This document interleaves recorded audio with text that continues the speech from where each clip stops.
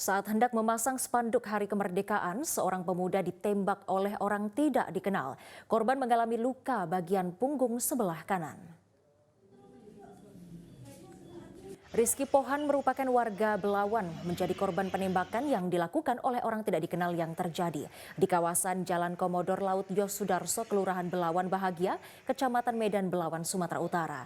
Korban yang mengalami luka serius akibat terkena peluru senjata jenis soft gun yang masih bersarang di bagian punggung sebelah kanan.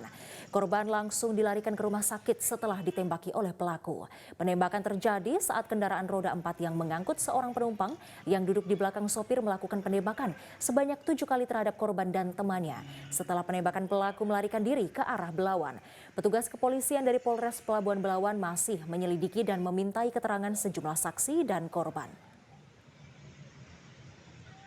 Pak, jadian mau duduk lah Pak, nyebrang lah kami dari tujuan, mau lewat pasar lah kami.